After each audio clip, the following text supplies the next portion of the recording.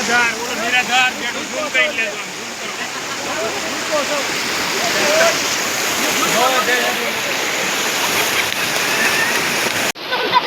આમ છે દવાખાનું છે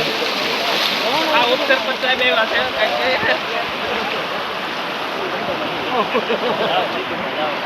પાણી આવ્યું એટલે અમે આવેદન પત્ર દેવા જતા હતા સાહેબ ને આવ્યો પણ કાર્યવાહી કઈ રાખી નહીં ભાજપ સરકારમાં મુદ્દ ખાલી કાર્યવાહી ચોપડા ઉપર જ રહે છે અહીંયા આવીને લોકોને લોલીપોપ આપીને વયા જાય છે કોઈ કાર્યવાહી કરતા નથી સરકારી દવાખાનું આવેલ છે આંગણવાડી આવેલી છે ને પ્રાથમિક શાળા આવેલી છે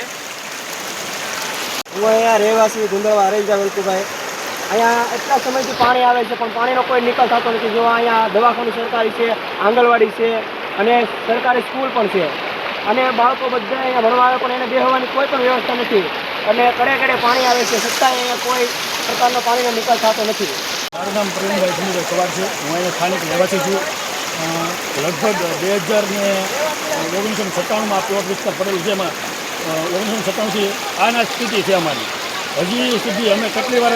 સરકારની રજૂઆત કરી છે તો આજ દિન સુધી ટીડીઓ ડીડીઓ બધા આવી ગયા છે તો હજી કોઈ આ પ્લોટનું નિરાકરણ નથી આવ્યું અત્યારે બધાના ઘરમાં પાણી ગળી ગયા છે બાળકોને બધાના ખાટલા ઉપર બેસાડ્યા છે ખાધા પીધા વગરના બધા બાળકો અહીંયા બેઠા છે પણ હજી તંત્ર પંચાયત મંત્રી કોઈ પણ અહીંયા પગલાં લીધા નથી અમારે